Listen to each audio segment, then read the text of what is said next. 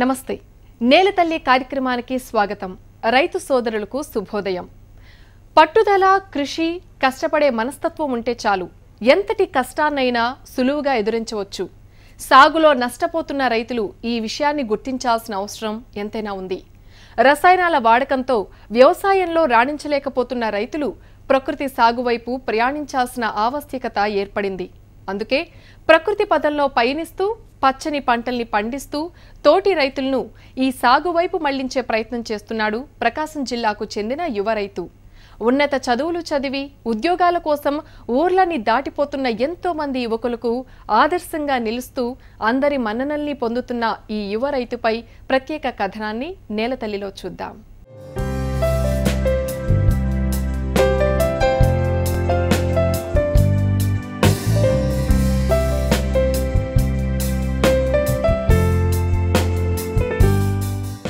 అతను ఒక software engineer. నెలకు లక్షల్లో జీతం, ఒంటికి చెమట పట్టకుండా పనిచేసే ఉద్యోగం. అయితే ఏం చేసినా ఉద్యోగం సంతృప్తినివ్వలేదు. మనసులో ఇంకా ఏదో చెయ్యాలనే ఆలోచన. అంతే, ఉన్నపలంగా లక్షల్లో వచ్చే జీతాన్ని వదిలేసి పలుగు పారా చేతపట్టి వ్యవసాయం చేయడం మొదలుపెట్టాడు. ఆధునిక సాంకేతిక పరిజ్ఞానాన్ని ఉపయోగించుకుని పంట సేద్యం మొదలుపెట్టి వ్యవసాయంలో అధిక లాభాలను ఆర్జిస్తున్నాడు. వ్యవసాయం ద్వారా తాను ఉపాధి పొందడమే కాకుండా మరికొంతమందికి ఉపాధిని కల్పిస్తూ అందరి చేత శభాష్ అనిపించుకుంటున్నాడు రైతు శరత్.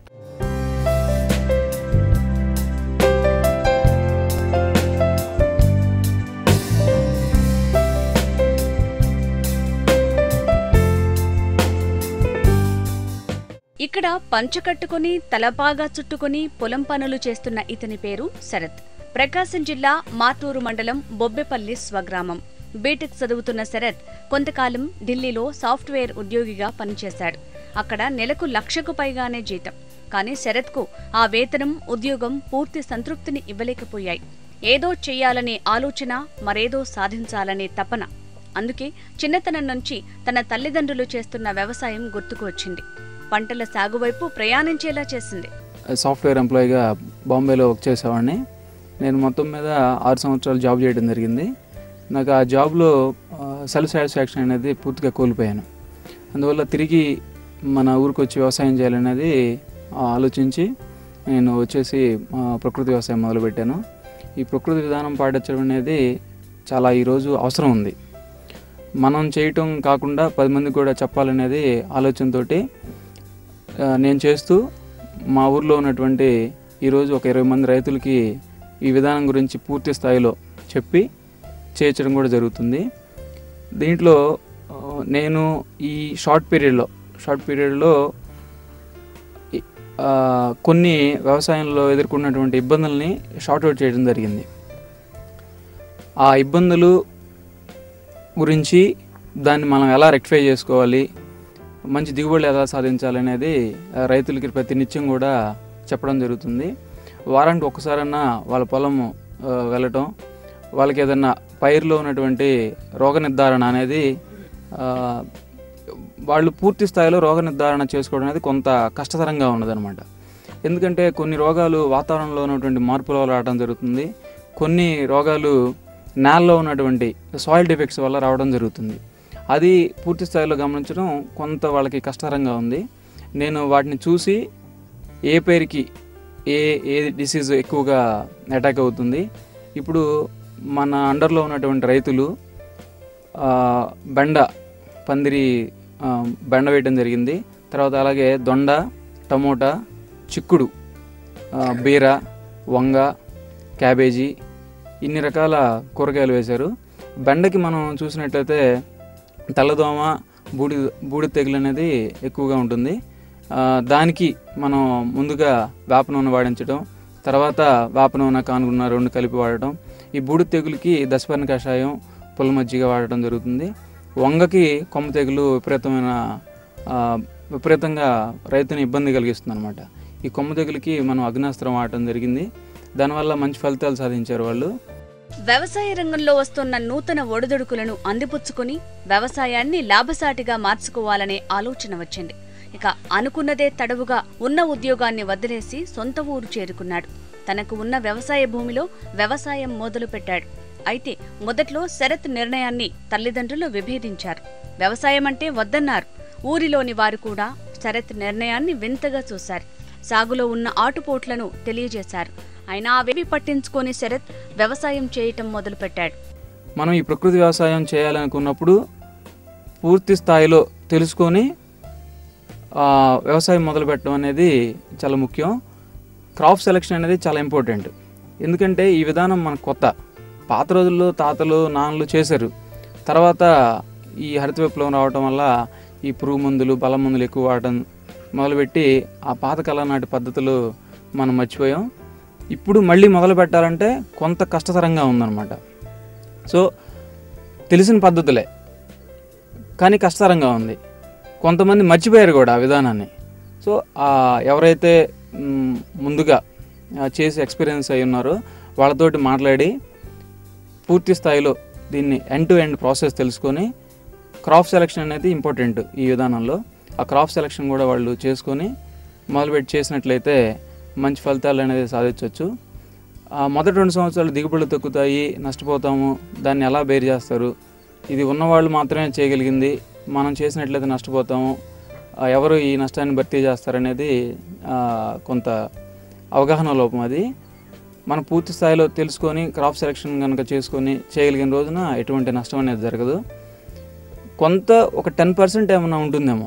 ఎందుకంటే ఆ సాయిల్ స్ట్రక్చర్ అనేది పూర్తిగా 20 సంవత్సరాల నుంచి వాడినటువంటి రసాయనాల వల్ల సాయిల్ స్ట్రక్చర్ మారింది. నిదానంగా ఈ స్ట్రక్చర్ అనేది మారడానికి కొంత 2 సంవత్సరాల టైం పడుతుంది. ఆ కొంత టైం కనుక మనం బేర్ చేయగలిగినట్టయితే ఆ తర్వాత మంచి దిగుబడులు రావడం కానివ్వండి, మన శ్రమ కూడా తగ్గుతుంది, పెట్టుబడులు కూడా తగ్గుతాయి. మిగతా రైతుల్లా రసాయనాల సేద్యం వైపు వెళ్లలేదు ఈ యువ రైతు. 10 ఎకరాల పొలాన్ని పూర్తి ప్రకృతి విధానంలో పండించాడు. పొలంలో ఎక్కడా రసాయనాల జాడే కనపడలేదు.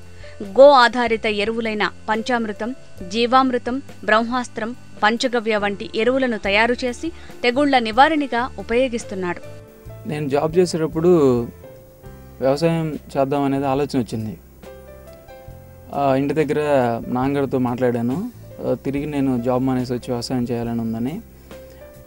మొదట్లో కొంత ఇబ్బందిగా అనిపించింది, కానీ తర్వాత ఆ ఇష్టాన్ని చూసి నాన్నగారు నన్ను ఎంకరేజ్ చేశారు.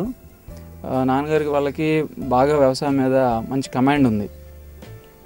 కానీ ఈరోజు చేయాలనేటప్పటికీ కొన్ని ఏవో తెలియని సమస్యలు అనేది రావటం, ఆ పాతకాల పద్ధతులు వచ్చి కొత్త వాటిలో రావడం జరిగింది. ఈరోజు నా ఇంట్రెస్ట్ చూసి మళ్ళీ నాన్నగారికి కూడా దాని మీద అవగాహన ఉండటం వల్ల ఎంకరేజ్ చేశారు. అయితే ఊళ్ళో కొంతమంది రైతులు అనేది వాళ్ళు ప్రతిరోజు నిత్యం కలుస్తూ ఉంటాం. వాళ్ళు ఏమంటారంటే వ్యవసాయం అనేది ఎవడో చదువు రాని వాడు చేసే పని, చదువుకొని జాబ్ చేసేవాడివి దాన్ని వదిలేసి నువ్వు ఇక్కడికి వచ్చి వ్యవసాయం చేయడం అది కరెక్టే కాదు, కొంత ఆలోచించి చేయమనేవాళ్ళు. వాళ్ళ సలహా అయితే మాత్రం పూర్తిగా దీన్ని వదిలేసి జాబ్ చేసుకోమనేదే చాలామంది ఇచ్చిన సలహా. కొద్దిమంది మాత్రం తిరిగి వచ్చి వ్యవసాయం చేయడానికి మాత్రం వాళ్ళు ఎంతగా అంటే చాలా మనస్ఫూర్తిగా ఆనందపడి నాకు మంచి సలహాలు ఇవ్వడం కూడా జరిగింది. పర్సంటేజ్ తక్కువ ఉన్నా కూడా ఆ కొద్దిపాటి మంది సలహాలు తీసుకోవటం నేను రాబోయే రోజుల్లో ఎవరైతే ఈరోజు కొంత వెగతాళని కాదు కానీ వ్యవసాయం అంటే చదువుకున్న వాళ్ళు చేసే పని కాదు అని చెప్పిన వాళ్ళు రాబోయే రోజుల్లో దాని విలువ అనేది వాళ్ళే తెలుసుకుంటారులే అని నేను వాళ్ళు చెప్పినా కూడా దాన్ని స్పోర్టివ్గా తీసుకొని ముందుకే వెళ్తున్నాను. వాళ్ళతో నేను ఎటువంటి వ్యతిరేకమైనటువంటి మాటలు మాట్లాడటం కానివ్వండి ఇంకోటి జరగట్లేదు. ఇప్పుడైతే రిజల్ట్ ఈ 1 ఇయర్లో క్రాప్ వచ్చింది. దీన్ని చూసి రిజల్ట్ చూసి అందరూ కూడా బాగుంది, బాగా కష్టపడి చేసావు, దానికి తగ్గ రిజల్ట్ వచ్చిందని చెప్పి ఈరోజు అందరూ కూడా అభినందిస్తున్నారు. 10 ఎకరాల్లో బొప్పాయితో పాటు బెండ, వంకాయ, దొండకాయ వంటి కూరగాయ పంటల్ని పండిస్తున్నాడు. మార్కెట్లో ఎప్పటికప్పుడు డిమాండ్ ఉన్న కూరగాయల పంటలను సాగు చేస్తూ లాభాలను ఆర్జిస్తున్నాడు. కొద్ది కాలంలోనే ప్రకృతి సాగులో ఎదురయ్యే సమస్యలను గుర్తించిన శరత్ వాటిని ఎలా అధిగమించాలో కూడా తెలుసుకున్నాడు. మనం ఇంత ముందు వరకు చేసిన వ్యవసాయం అంటే పురుగు మందులు, రసాయనిక ఎరువులు వాడిన దానికి ఇప్పుడు మనం ఈ ప్రకృతి వ్యవసాయంలో వాడేటువంటి పురుగు మందులకి రసాయన ఎరువులకి కానివ్వండి చాలా వ్యత్యాసం ఉంది.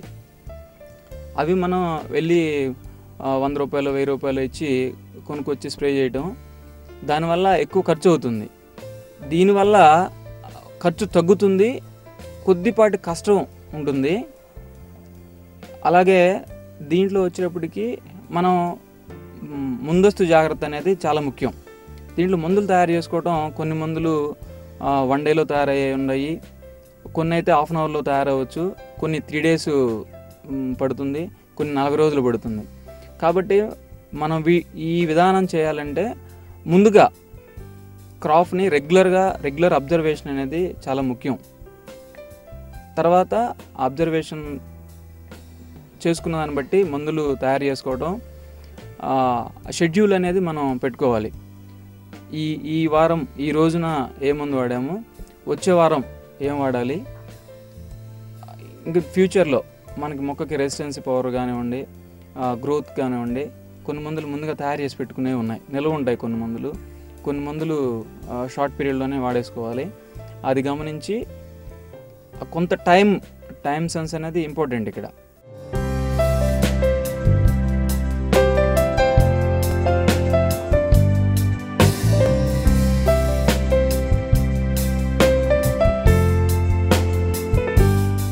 స్వతహాగా ప్రకృతి సాగు చేయడమే కాదు, 10 మందిని ఇటువైపు మళ్లించే ప్రయత్నం చేస్తున్నాడు ఈ యువ రైతు.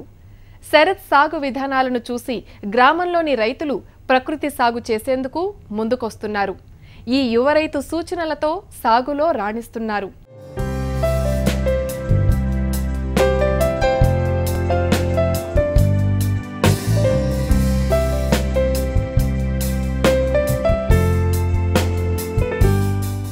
సాగులో రసాయనాల వినియోగంతో రైతులు అనేక సమస్యలు ఎదుర్కొన్నారు. పైరు మీద అధికంగా పెట్టుబడులు పెట్టారు, కానీ అనుకున్నంత ఆదాయం దక్కలేదు. ఆరోగ్యకరమైన పంటల దిగుబడే కనుమరుగయింది. ఇలాంటి పరిస్థితుల్లో శరత్ సాగు విధానాలకు ఆకర్షితులైన గ్రామ రైతులు ప్రకృతి విధానాల్లో వ్యవసాయం చేసేందుకు ముందుకొచ్చారు. శరత్ నుంచి సలహాలు సూచనలు తీసుకుంటున్నారు. నేను బొప్పాయి సాగు చేయడం జరుగుతుంది. అలాగే తోటి రైతులు ఉన్నారు, వాళ్ళు కూడా బొప్పాయి సాగు చేస్తున్నారు. అయితే వాళ్ళు రసాయనిక ఎరువులు, పురుగు మందులు వాడుతున్నారు. నేను ఎటువంటి రసాయనిక ఎరువులు కానీ పురుగు మందులు కానీ వాడటం జరగలేదు. పూర్తిగా ప్రకృతి సేద్యం చేయడం జరుగుతుంది. వాళ్ళు ఆ పురుగు మందులు రసాయనిక ఎరువులు వాడటం వల్ల వాళ్ళ ఖర్చు ఇంచుమించు 30,000 దాకా ఖర్చు చేయడం జరిగింది. దిగుబడులు పర్లేదు, బాగానే ఉన్నాయి అంటున్నారు. కానీ నాకు చూసినట్లయితే ఈరోజు వాళ్ళకి 30,000 ఖర్చు అయింది.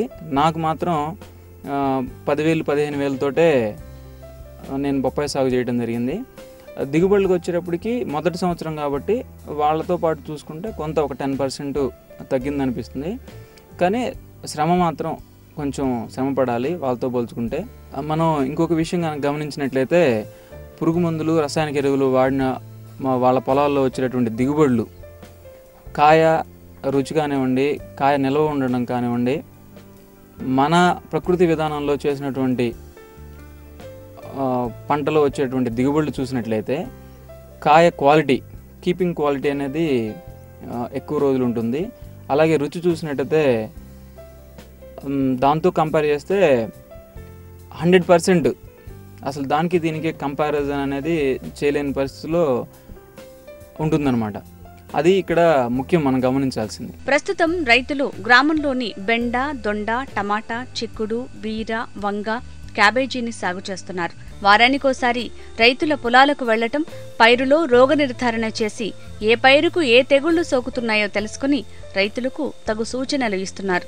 ప్రకృతి వ్యవసాయం ఇప్పుడిప్పుడే రైతులకు చేరువవుతోంది. కాకపోతే ఇంకా అవగాహన లోపం ఉంది.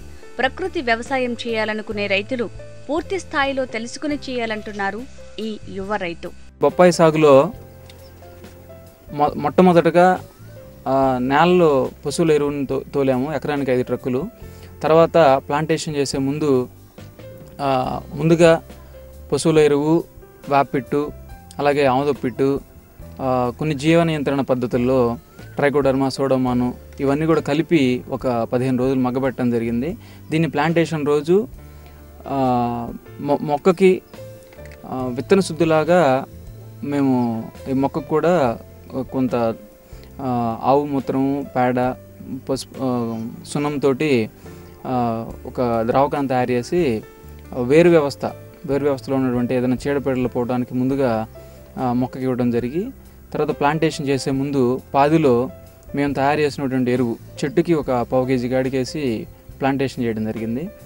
తర్వాత దాని ఎదుగుదల అనేది బాగుంది. మొక్క నాటిన 20 రోజుల తర్వాత నుంచి కూడా మొదటి దశలో మొక్కకి వేప నూనె స్ప్రే చేస్తున్నాము. రెండవ దశలో కూడా అంటే 20 days తర్వాత 20 ml ట్యాంకుకి ఇవ్వడం జరుగుతుంది. తర్వాత మళ్ళీ రెండో స్ప్రేకి 30 ml ఇవ్వటము. అలాగే జీవామృతం అనేది నెలకి ఒకసారి నేలలో ఇస్తూ ఉంటాము. ఘనజీవామృతం కూడా నెలలో ఒకసారి ఇస్తుంటాం. అలాగే మేము ఈ షెడ్యూల్ ప్రకారం జీవామృతము, ఘనజీవామృతము, కోళ్ళ ఎరువుని నెలకు ఒకసారి ఒక్కొక్క డ్రమ్ముకి 20 kg కాడికి వేసి దాంట్లో లాటిక్ యాసిడ్ ప్రిపేర్ చేసి ఆ డ్రమ్ముకి వేసి 3 రోజులు ఫెర్మెంటేషన్ చేయడం వల్ల ఆ కోళ్ళ ఎరువు అనేది పూర్తిగా డీకంపోజ్ అవుతుంది. దానిని మొక్కకు లీటర్ చొప్పున ఇస్తూ ఉంటాం. అలాగే ఆయిల్స్, మిక్స్డ్ ఆయిల్స్, ఆముదము, శనగ నూనె, పామ్ ఆయిల్, కానుగాయలు, వేప నూనె, ఇవి మొత్తం కూడా కలిపి ఎకరానికి 2 liters చొప్పున నెలకు ఒకసారి ఇస్తూ ఉంటాం. అలాగే పైన స్ప్రేలకు వచ్చేటప్పటికి మొదటగా వేప నూనె స్ప్రే చేస్తాం. తర్వాత నీమాస్త్రము, పేడ, మూత్రం, ఇంగువ వాడటం జరిగింది. అలాగే పుల్ల మజ్జిగ కూడా నెలకి 2 సార్లు స్ప్రే చేస్తూ ఉంటాం.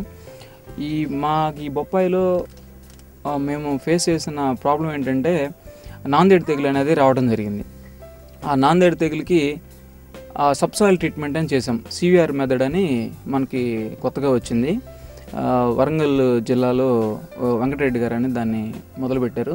దానివల్ల 100% నాందేడు తెగుల్ని పూర్తిగా నివారించగలిగాం.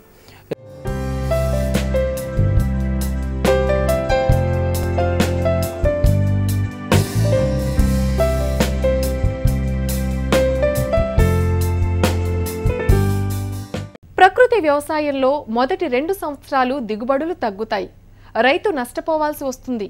దాన్ని తట్టుకోవడం ఎలా అని చాలామంది రైతులు సంశయిస్తుంటారు. కానీ ప్రకృతి సాగులో రైతుకు నష్టాలు దరిచేరవంటున్నారు ఈ యువ రైతు.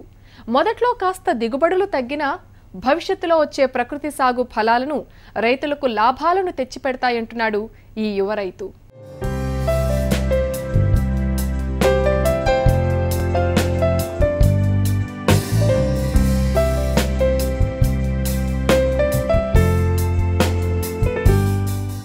ఇంతకాలం రసాయనాలతో దెబ్బతిన్న నేలలు ఒక్కసారిగా ప్రకృతి సాగుకు అలవాటు పడలేదు. నేలలో తిరిగి సారం రావటానికి 2 సంవత్సరాల సమయం పడుతుంది. అయితే ఈ 2 సంవత్సరాలు రైతు పెద్దగా నష్టపోయేదేమీ ఉండదంటున్నాడు ఈ రైతు. రసాయనిక వ్యవసాయంతో పోలిస్తే 10% మాత్రం నష్టం వస్తుందని స్పష్టం చేస్తున్నాడు.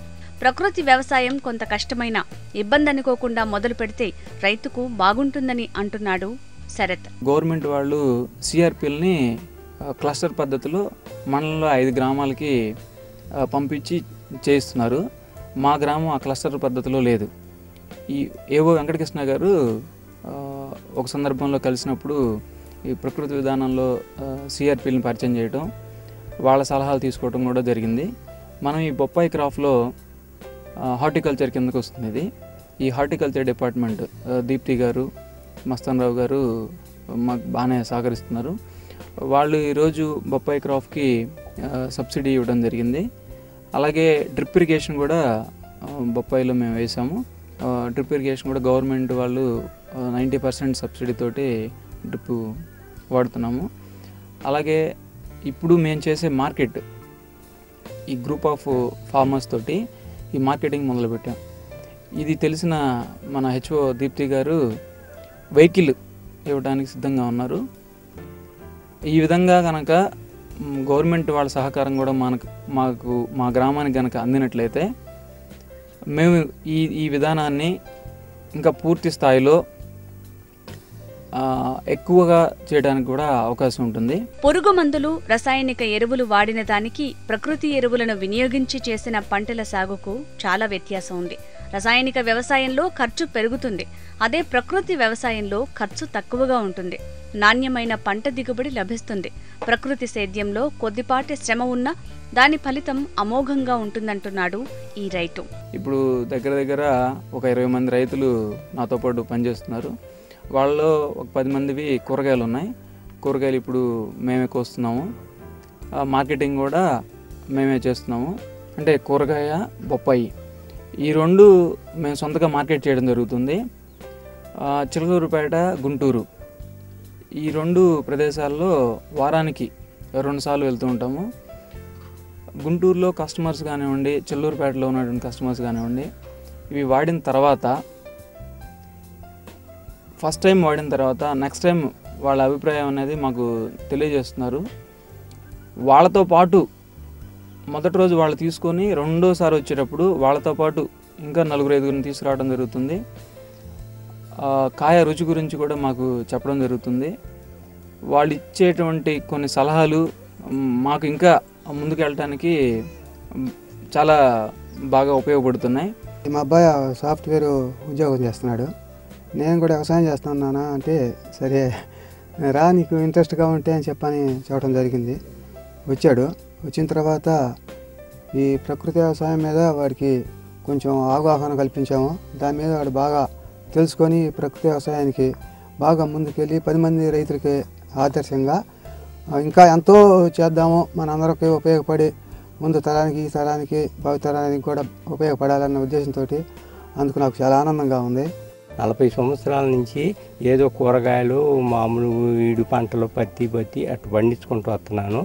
ఈ సంవత్సరం శరత్ బాబు వచ్చి మామయ్య ఇది పంట కాదు, నేను ఇట చేస్తున్నాను, ఆ వ్యవసాయం చేయి, నువ్వు కూడా బాగా సమృద్ధిగా ఉంటుంది, బాగా ఖర్చు తక్కువ వచ్చింది అన్నాడు. కానీ నేను నమ్మలేదు. ఈ పని ఏది నువ్వు చేసుకుని ఆ పని ఏది చేసుకుంటానన్నాను. కానీ నేను కూరగాయలు, బెండకాయలు అది వేసాను. దానివల్ల నాకు పెద్ద సుమూహంగా పంట రాలేదు. ఇవాళ చూస్తుంటే మీదటికి వచ్చే సంవత్సరం మనం కూడా అదే వ్యవసాయం చేద్దామని నా మనసులో భావం అది. ప్రకృతి ఎరువులతో పండిన పంటల రుచి చూసి ఊరిలోని వారంతా తోటలకే వచ్చి కూరగాయల్ని కొనుగోలు చేస్తున్నారు. అంతేకాదు రైతులు పండించిన పంటలకు మార్కెటింగ్ సమస్య ఉండకుండా వారానికి 2 సార్లు గుంటూరు, చిలకలూరుపేటకు వెళ్లి పంటను విక్రయిస్తున్నారు. ఎంతో నాణ్యంగా, రుచికరంగా ఉన్న కూరగాయల్ని కొనుగోలు చేసేందుకు వినియోగదారులు ఆసక్తి చూపుతున్నారు. వ్యవసాయం ద్వారా 10 మంది కుటుంబాలకు ఉపయోగపడాలి. అదేవిధంగా నేటి సమాజంలో రసాయన ఎరువుల ద్వారా వాడే అనేక విధాలైన ప్రజలు నష్టపోతున్నారు. అదేవిధంగా రసాయన పద్ధతులను ఆపివేసి ప్రతి ఒక్కరికి ప్రకృతి వ్యవసాయంలోని లాభాలను దగ్గర చేసేయటమే తన ధ్యేయంగా పెట్టుకొని రైతు శరత్ ప్రకాశం జిల్లా బొబ్బేపల్లి గ్రామంలో దాదాపు తానే కాకుండా 10 మంది రైతులకు మోటివేట్ చేసి ప్రకాశం జిల్లాలోని రైతులను ప్రకృతి వ్యవసాయంపై మక్కువ చూపించే విధంగా చేస్తున్నాడు. దాదాపు 10 రకాల పంటలను పండిస్తూ 10 మంది రైతులకు ఆదర్శవంతంగా యువ రైతుగా కనబడుతున్నాడు. కెమెరామెన్ కిరణ్తో రాజేష్, HMTV, ఒంగోలు. చదువుకున్న చదువుకు చేసే పనికి ఏ మాత్రం సంబంధం లేదు. అయినా స్వయం కృషితో సాగు పనులు చేస్తూ తాను ఉపాధి పొందడమే కాదు, మరెంతో మందికి ఉపాధి కల్పిస్తున్నాడు. తన సాగు విధానాలను చూసి ఒకప్పుడు తనను విమర్శించిన రైతులే ఇప్పుడు ఈ యువ రైతు బాటలో నడుస్తున్నారు. తనకున్న పరిధిలో శరత్ రైతుల్ని సాగు కష్టాల నుంచి దూరం చేసి లాభాల బాటలోకి పయనించేలా చేస్తున్నాడు. అందరికీ ఆదర్శంగా నిలుస్తున్నాడు.